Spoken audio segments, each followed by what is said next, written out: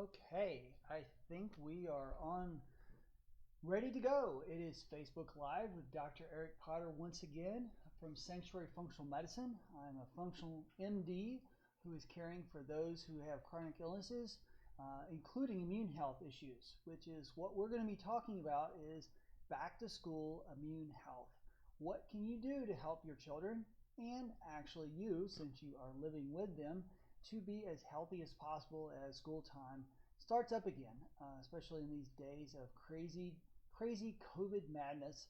What can you do? Is there anything different, special right now? So let's spend the next 45 minutes to an hour to talk about whether it's your questions or just we're going to start off as I always do, and we're going to just talk through, share a few things with you before I give you a chance to ask questions yourself. So this time we're going to do more of a story time hour where we talk about a hypothetical patient. In caring for patients with immune health issues, I face a lot of these conditions, and also I'm answering a lot of those questions for patients and parents as their children go back to school right now. But we're going to take an example of a little guy we will call Anderson, or Andy for short, and his mom Jill. Who have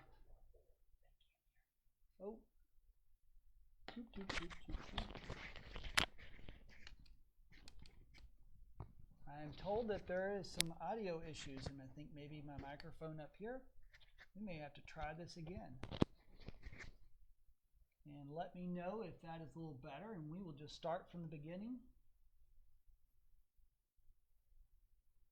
Give me some thumbs up on actually hearing me come through this time.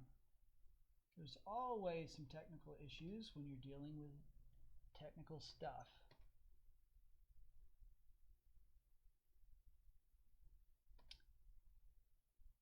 We doing any better, Ron?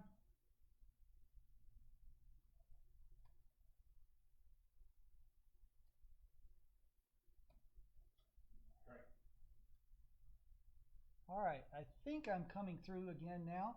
So again, if you didn't hear me because my microphone was not on when I was dealing with everything else, it's Dr. Eric Potter, Functional MD from Sanctuary Functional Medicine. We are going to be talking about immune health, back to school health. I take care of many patients. Still not? That's what they're saying. Yeah.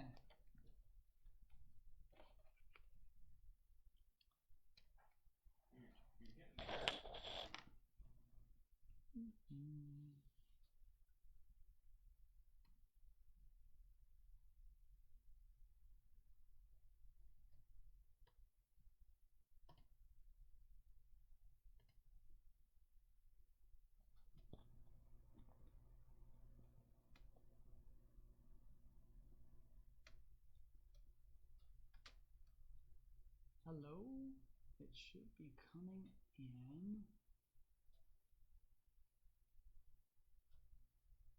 I'm going to be testing here to see if anybody can hear. As we're trying to sort out, after we had tested everything, it seemed to be working. And why it's not now, I'm not sure.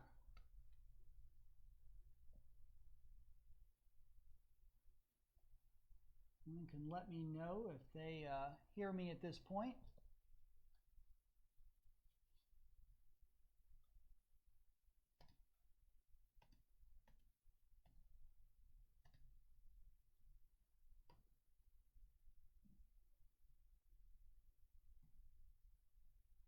Let me know if it's coming through.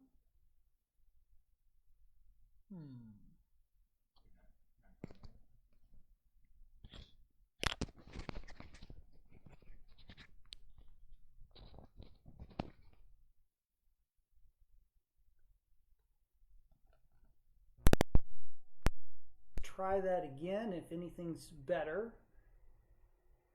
I'm trying to just take the microphone out and use the video.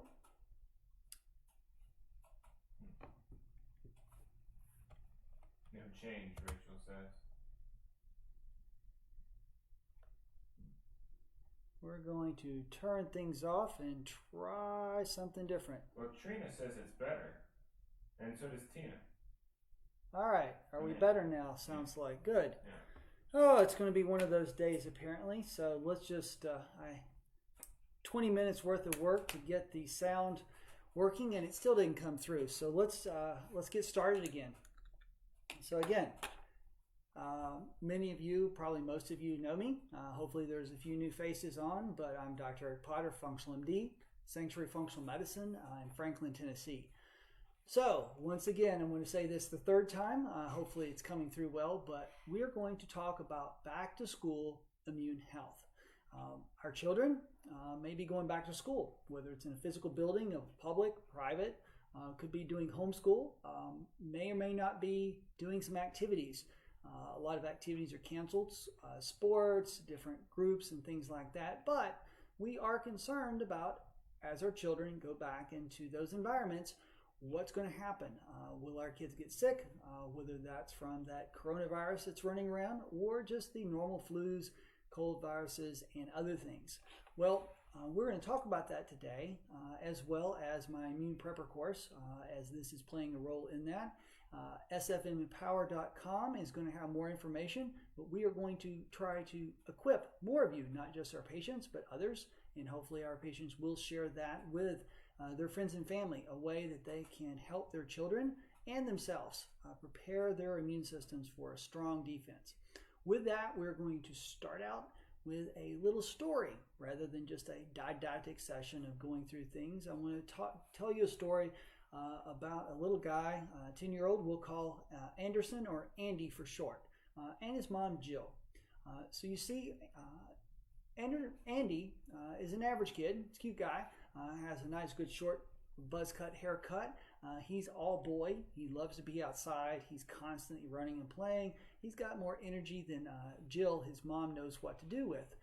With that, he's been doing pretty good in school. He has his issues, partly because he's all boy. It's getting him to sit still is not always that easy, but he gets along with kids most of the time. There's occasionally some issues, and it's usually around those times when he's having some colds, some allergy symptoms, which he tends to have quite a bit of. And when those things are happening, it's also when mom has noticed that any test scheduled during that time can be a bit of a problem. So she's been concerned about these things ever since he was little. It seems like, being the third child, he was a little different. Spring and fall, sniffle, sneeze, and as much as he liked to be playing outside, there always was an opportunity for him to be getting some pollen, having some congestion, runny nose. Then she would notice he was snoring at night. When he'd snore, wouldn't get as much sleep, and be kind of grumpy in the morning. Occasionally, maybe a little bit of a headache, but mostly just kind of grumpy.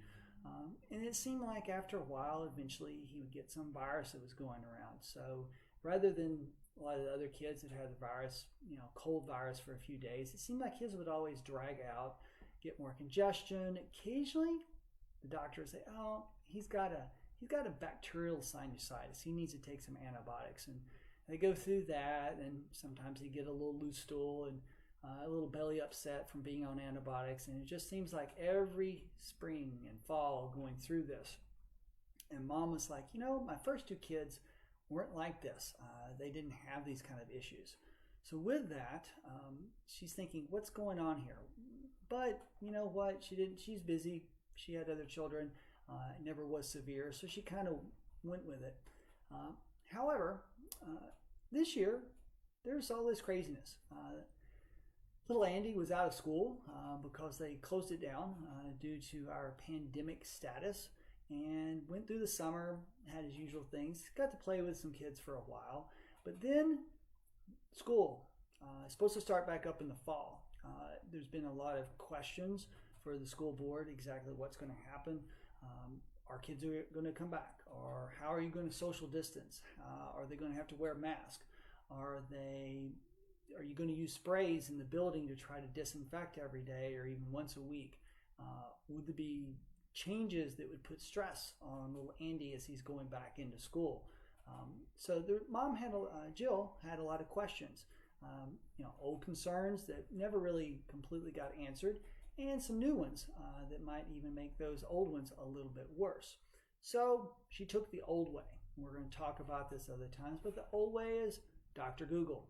She started going in, she started trying to look up different things and found out that a lot more kids are having allergies than there used to be, a lot more food allergies, a lot more allergic diseases, whether that's the sinus stuff or asthma or eczema. And she noticed he'd had some little dry patches of skin and wondered, well, I wonder if that's related, because it did seem to be a little worse in the spring and the fall. So she kept digging, but never could quite sort out. It's like, well, some sites just take some antihistamines. Oh, well, just avoid those allergens. When she's like, well, I can lock him inside. Is that what I'm supposed to do so he doesn't get any pollen? Or are there vitamins? You know, you'd see these sites where it say, oh, here, take this and you're guaranteed you're never going to have another allergy issue again. Or let's go to the allergist and get poked with a needle with allergy shots, which I will say isn't ineffective, but it's not the only answer out there. But mom kept looking and seemed like she got more and more confused. There was so much information. So then she said, well, let's do it the next step. Let's talk to the pediatrician, see if he has any ideas. She made an appointment. School was coming up. They were still planning on exactly what was going to happen, whether it was going to be in person, online, remote learning, part and part, you know, half and half, who knows. So she goes in the pediatrician, and the pediatrician has been answering a lot of the same questions about, oh, what do we do for school? How can we do all these different things? But he's like, you know, here, let's just give him, take some antihistamine. But mom's like, don't they make you sleepy? Oh, we'll use one of the non-sedating ones. They're fine. She's like, well, the last time he tried some of that one that started with a Z, seemed like he was a little more sleepy. It did help with the symptoms. And then when we tried Benadryl, it definitely knocked him out. So she's like, is there any other options besides that? Is there a way to turn down those responses?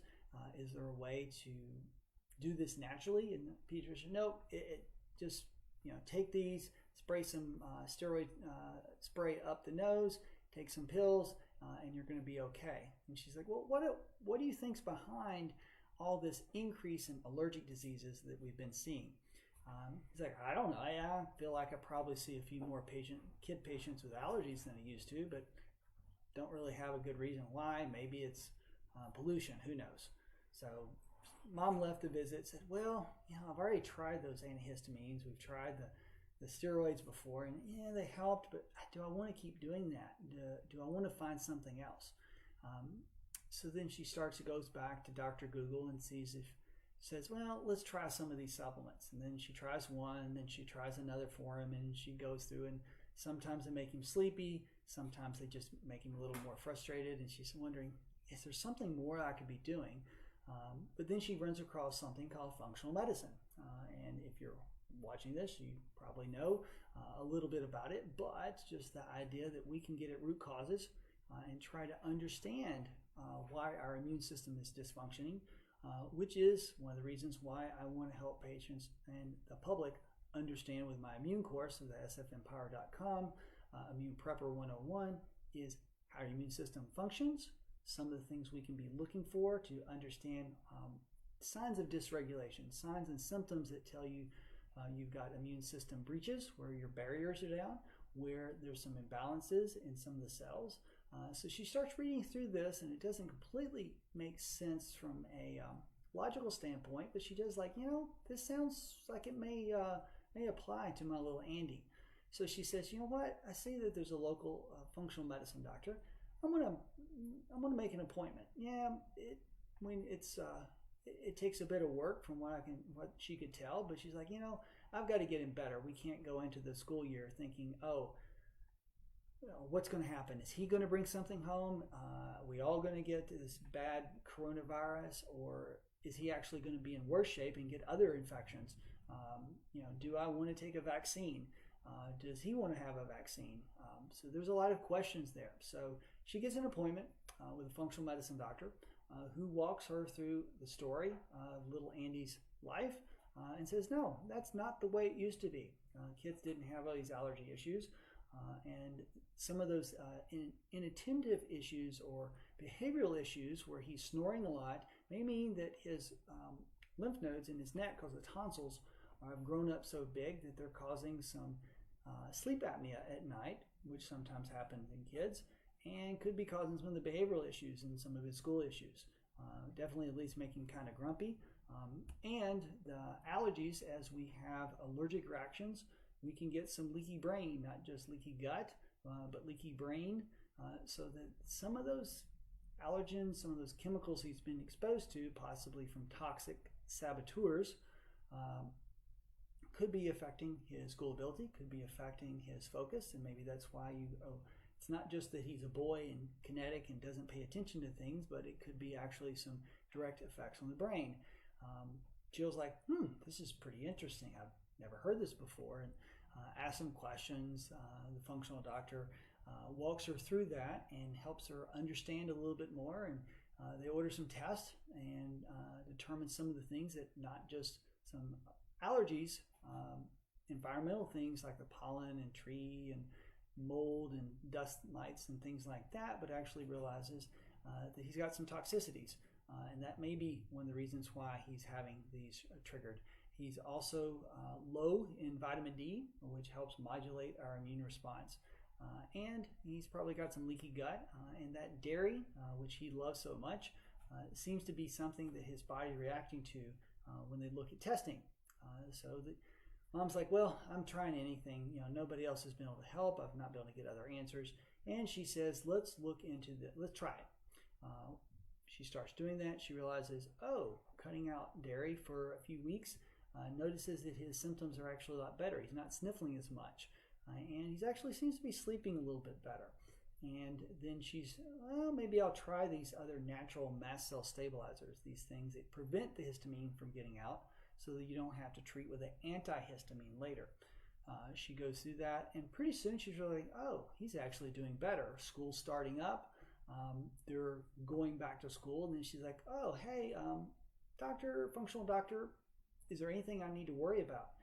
Is there the stress or any chemicals or anything going back to school that might be a problem for Andy? He's been doing better. I don't want him to backslide on that. And the functional doctor actually says, you know what? There are a few things. You need to ask your school, are they spraying any disinfectants that could have some immune dysregulating effects or even endocrine disrupting effects, whether it's interfering with their hormonal axes. Also, higher stress is going to cause higher cortisol levels, which can, over time, if that stays up, weaken barriers, those things that protect our insides from the outside, whether that's in the sinuses, whether it's in the gut, leading to potentially leaky gut. So she's like, well, what am I supposed to do? They've got to go back to school. Well, make sure you're working, the whole person approach. This is not just, let's throw another supplement, but are there things you can do to help Andy cope a little bit better? Definitely want to ask your school system what kind of chemicals they're spraying, and also think about, is it in the long run bad that he's not getting exposed to some other viruses because everybody's social distancing? Actually, it seems like there's probably some truth to the hygiene hypothesis. That means one of the reasons, besides toxins, that we're seeing more allergic issues and immune dysregulation, which allergies are immune dysregulation, is the fact that we don't get exposed to enough viruses. For example, the doctor tells her, it appears that those who have had exposure to other coronaviruses that are cousins of the recent pandemic coronavirus, SARS-CoV-2, those patients that had those tend to look like they had less severe infection. So we're seeing that they aren't as sick, they don't get as in the hospital as much, and there's also some questioning, maybe that's why children who tend to have more cold virus exposure, because they're in those environments of schools and so forth, interacting with other kids, may have better immune defenses against this recent virus. So Jill decides she's going to check on the chemicals. She gives her school board principal call, and she also works with little Andy to make sure that he's calm through this. And as they then end up shifting into a online setting, how to help make sure that he is getting adequate sunlight for vitamin D, which the functional doctor also told her is important. So as that, she is thinking, okay, hey, I've made these changes. We're seeing some benefits. I feel like I'm protecting my kids. She's actually putting some of that into good use for herself. She's taking her vitamin D, making sure she's getting sun. She's making sure she's getting exercise, because the doctor also told her that that stimulates the immune system as long as she's not doing too much. And she's like, hey, is there something else I can do? He's like, well, I always want my patients to understand what we're doing, not just to say, oh, take this because the doctor said so. You know, for me, if I was that functional doctor, I would be telling her, hey, I've got an immune prepper course. It's going to go into some of the details. You'll learn a little science, you'll wade through that. But by understanding how the immune system functions better, you're better going to know how to listen to your immune system to know when breaches in your barriers are occurring that you need to close so the bad guys don't get in, when saboteurs distracting or diverting or disabling your immune system, toxins are getting in, how to know what enemy is attacking and what natural supplies that your body needs, like I said, A and D and others, or what natural reinforcements you might use, whether it's a garlic or an olive leaf extract. And then, yes, I am an MD.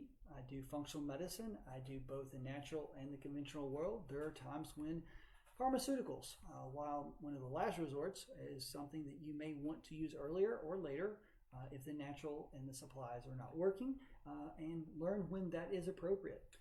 So developing a discernment to listening to your body so you can be aware of what it's telling you, so then you can be one who takes control of your immune health, which is what our immune prepper course is all about. Teaching you discernment so you can control and not have to be afraid anymore.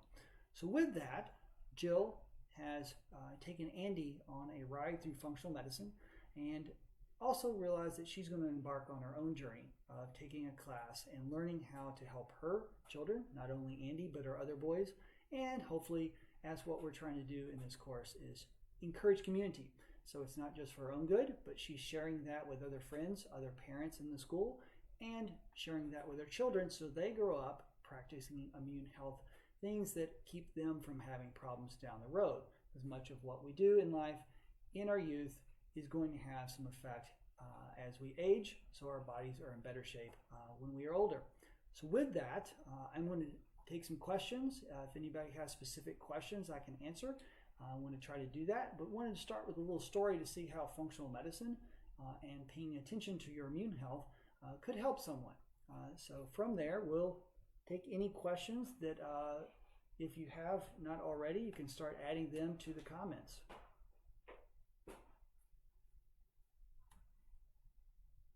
Do you already have some questions? Well, yeah.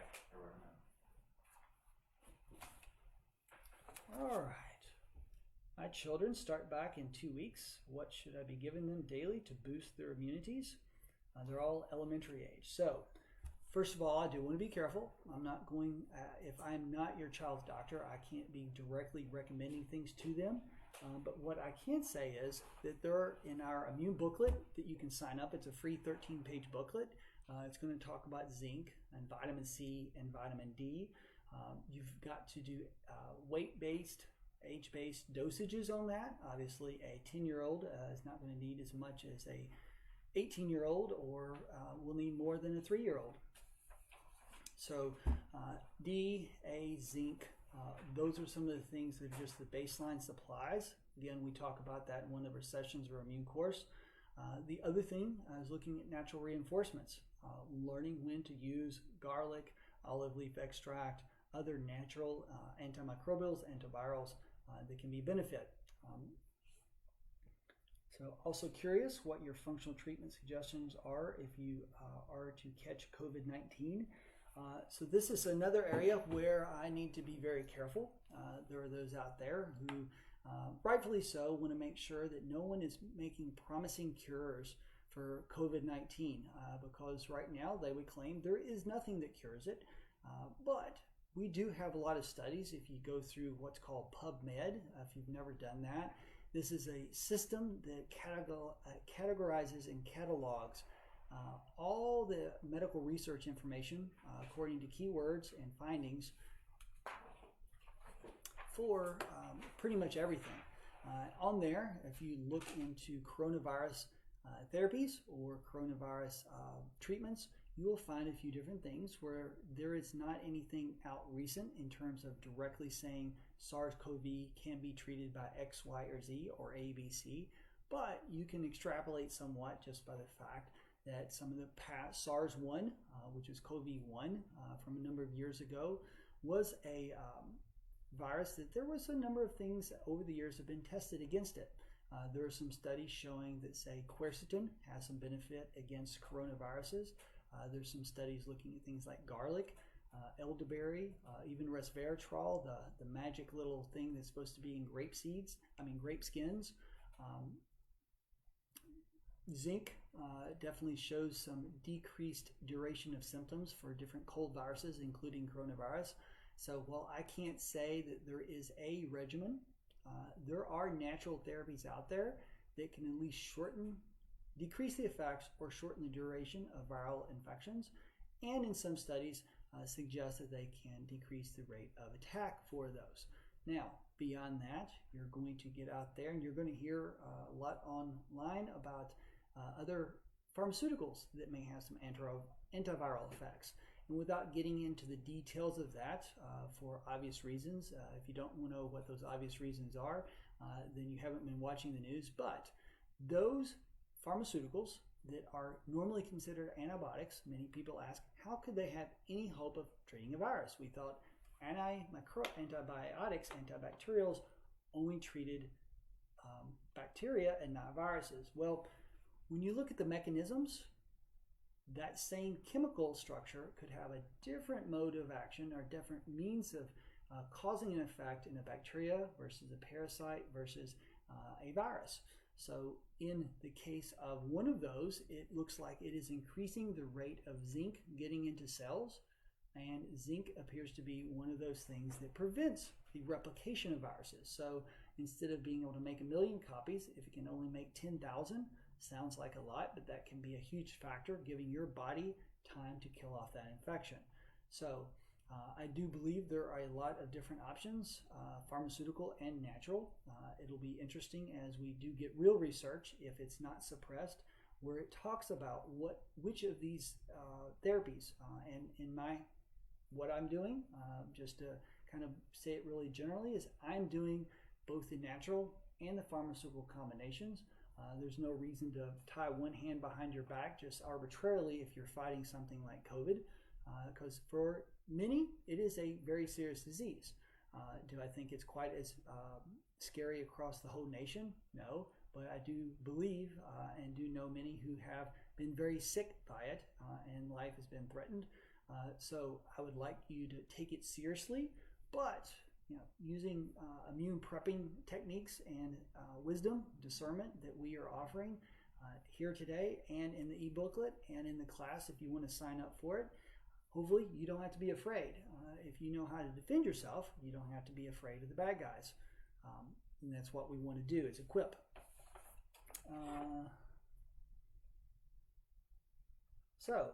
A good question from Nate, thank you, is does leaky gut always equal leaky brain?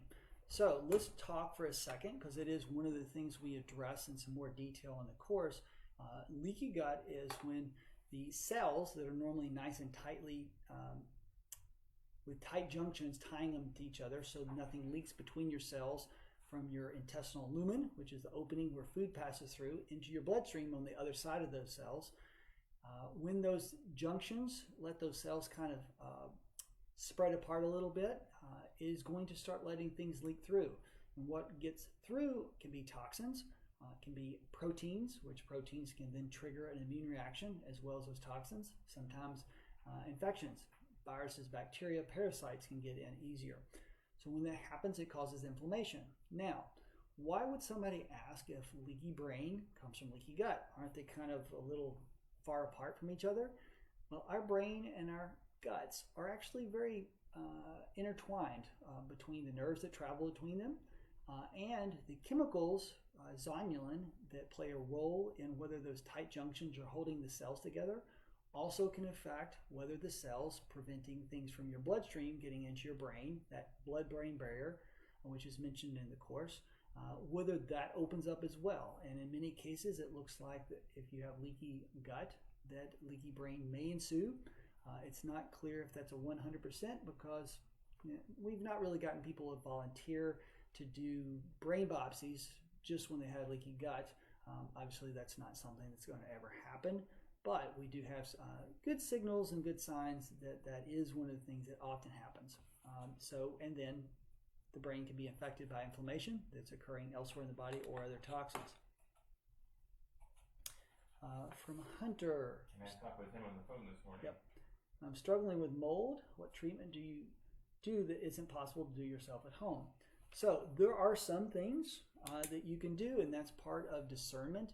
Is the immune course is helping you be able to do as much as you can at home, and even when you're getting the help of a medical provider, it is not just me saying, oh, do this, but you need to listen to your body to know when to take more, when to take less, or even sometimes when to take breaks from a therapy.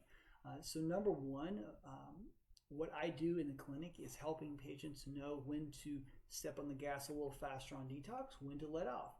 Sometimes we have to switch therapies. Having someone who has walked hundreds of people through mold detox is helpful, because you can go online and say, oh, if you just take charcoal, if you just take clay, if you just take zeolite, if you fill in the blank, there's 20 or 30 different promises if you just do this.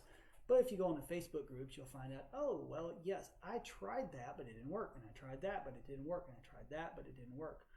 Often it is a slow process of combining those different things.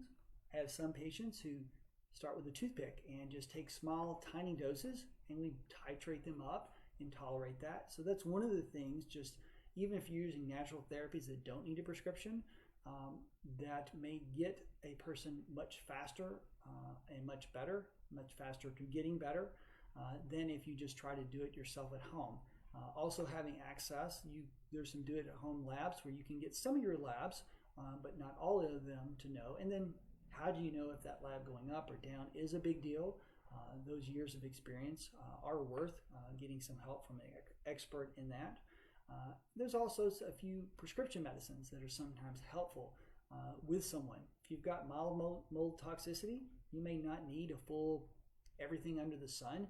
Sometimes just getting out of that, taking some, say, vitamin C, glutathione, and charcoal might be enough. But if you're one of those that's not enough, you probably are getting in the realm where getting some help from somebody would be a good idea. And then why are we talking even about mold, besides the fact that that's what we do a lot of at our clinic? But we're talking about mold because it has huge effects on the immune system. The immune system responds to toxins, like mold toxins are called mycotoxins, and can be stimulated or suppressed, or a little bit of both. A lot of times I'll explain it to patients is, instead of attacking things out here that you want to defend against, it causes your immune system to turn on you and start attacking you. So you can even get autoimmune diseases. It can start attacking foods and allergens that normally things that it shouldn't, which is why one of the reasons why we may be seeing more allergic diseases, besides the fact, I think, the hygiene hypothesis that we don't get enough exposure to mild infections, that it causes our immune system to not work as well, and all the toxins besides mold toxins. But those are some of the reasons why I would say that, yeah, if you're beyond a simple case of mold toxicity, having that help of getting tests, knowing when to use even the natural therapies, when not to, how fast, how much, and sometimes needing some pharmaceutical therapies that finish the work of detoxing. Let's see. I think those are the questions. Did I have one more page, or did, oh, that one? It's a duplicate. It's a duplicate on that? Yeah. All right. Any questions from others that are online?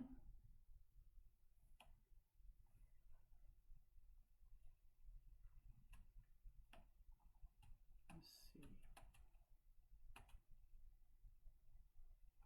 So since vitamin D supplements can affect hormones, is it best just to get outside time every day instead of supplementing? It depends. There are some people, I have patients who get plenty of vitamin D just from getting out in the sun, and it doesn't take a whole lot. But then there's other patients who, no matter what they do, their levels are too low. And what's considered normal for vitamin D, standard conventional medicine is going to look at a level of 30, whereas I would say probably in the 50 to 60 range is better. There's some in functional medicine will say you should even get up to 80 or 100. And you would know that unless you did a lab to know where your level was. There it is. talking about from Amy, talking about allergies, eczema, trouble breathing out his nose, active boy. Notice the individual depending on toxicity. The other general things you recommend besides cutting dairy. So we often will go through what's called an elimination diet. So if someone's having some symptoms they think might be related to foods, whether it's GI, whether it's allergic symptoms, we may have them cut out a number of foods. If they have suspicions about those foods, we will have them pick out those foods as the one to cut out. But if they have no idea, we will start with those things like the gluten, the dairy, eggs, peanuts, soy, sometimes corn can be an issue. So looking at those things, definitely want to cut out the processed foods, things that are causing inflammation. So the more inflammation you have, the more trouble you have with your barriers in your sinuses, and the more likely those allergens can get in and trigger more issues. Those are some of the foods and some of the things we look at.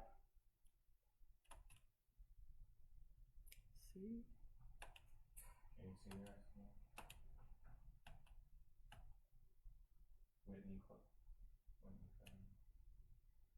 So Chris asked about how much time spending out every day for vitamin D.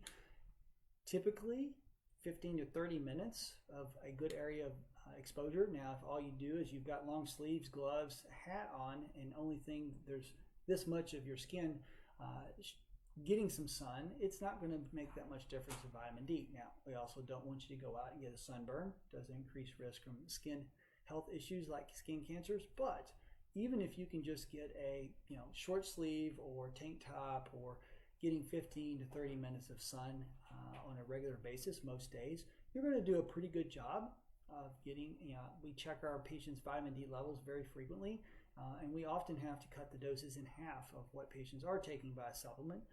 But again, as I mentioned earlier, there are some patients that no matter what you do with sun, they're just not going to get enough, especially if you're concerned that they're high risk for, say, infectious disease like SARS-CoV-2.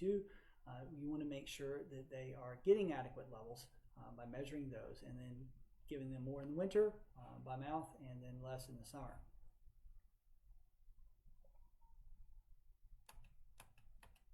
From Nancy, college student going back to class, what foods are key to avoid for keeping up immune health?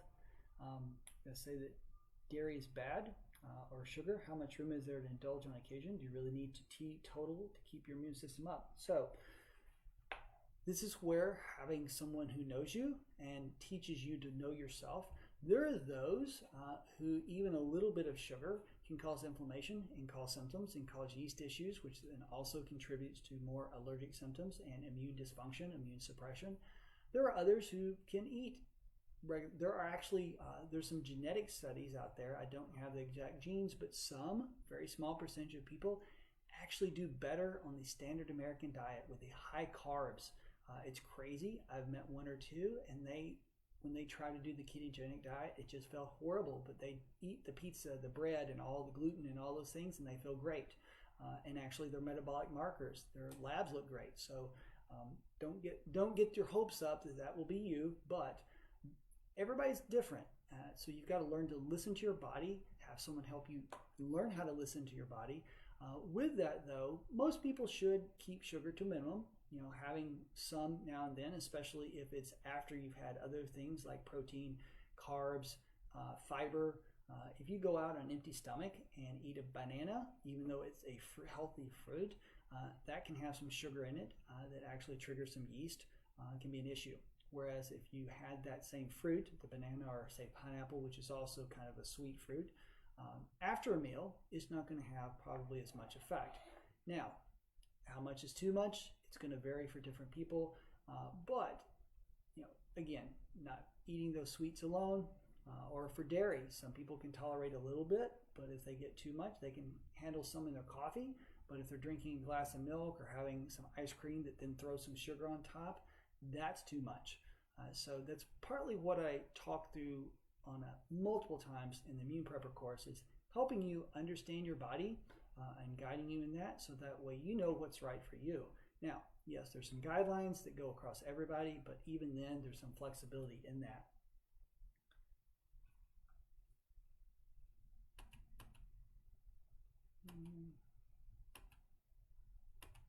See if there's any other. Also, vitamin D lamp called Spurty for winter and cloudy days. Yep, there's some that you can do, if not just any light, but there are some lamps that where it will actually help your skin. And what happens is you make a precursor to vitamin D, and light in hitting your skin actually is helping that final conversion step. So your liver, your kidneys, your skin all play a role in producing your own vitamin D, and you can get it up pretty good most of the time. It's like I said, some patients, some people can't. But most people can get a decent level, at least a starting point, even if they end up taking a little bit more each day or each week to add to that. All right, I think we've hit all those questions, so I'm going to wrap it up a little bit more about immune health for the school. Did I get another question? Somebody squeaking in here with one more question? No, I think we got them all. People say it isn't safe to wear masks. Is this true? Mask safety. Somebody's been hopefully listening to my series on unmasking the truth about whether masks are good or bad. It is like a lot of other therapies. Do I think there's probably a few people who have a risky immune system that are at risk for bad COVID infection that masks may be helpful? Yes. Are there people who I think the mask is not really helping? Yes. Are there people I think the mask may be hurting? Yes, especially if you're not washing mask, you're using the same one over and over. If you've got some medical conditions that it drops your oxygen. I tested mine the other day trying to talk and have the little pulse ox on my finger. My oxygen never went down, even though it is not much fun when I'm trying to talk for an hour and a half to a patient in our patient visits where we spend that long with them and trying to speak through a mask and trying to breathe through that. And I've watched some other leaders on the news who were huffing and puffing a little bit when they're trying to speak with a mask on to the cameras. So there are some, yes, it's good. It's like any other medical treatment. I would say it's like a prescription. Do I give chemotherapy to everybody? No. Do I say everybody needs vitamin D? Does everybody need a amoxicillin? No. There's some people that do and some people that don't, and it's getting discernment from either a medical provider or understanding your own health enough to know when it is right or wrong, and helping others do that themselves and not trying to force your one-size-fits-all on theirs when maybe it's not the best thing for them. So with that, we've covered some different topics related to immune health. I have got the 12-week course where we're going to be going through 12 sessions, with including some live Q&A sessions where you'll have more time to ask me questions, and we'll be dialoguing in a group, also building community where you can grow in your immune health with others, learn from each other. You get some sessions where you're learning about our immune cells, about different parts of our immune system, about the things that affect it, a lot of things we've been talking about, and also sessions on how to discern in health. What's the right choices? A process by which you can learn to know, discern, and apply good, wise decisions for your healthcare, whether it's immune or other things, and that all applies to your immune health. So when your kids are going back to school, that they're not bringing home infections, not just the evil COVID virus, but also they're not bringing home flu or other things because their immune system is strong enough to fight it off. And you also are putting that into practice where your immune system is strong enough to defend itself. So I look forward to sharing that time with those who sign up for the course, or at least get my e-booklet. Again, sfmempower.com is going to give you a few more pointers and walk you through some different things that will help boost your immune system and the immune system for your kids. Enjoy this time. I look forward to the next month. Don't remember the date, and I don't have a topic yet. So you'll stay tuned for what we're going to do, what we're going to talk about when next month rolls around for a Facebook Live. Have a great day, and it's been blessed to be with you.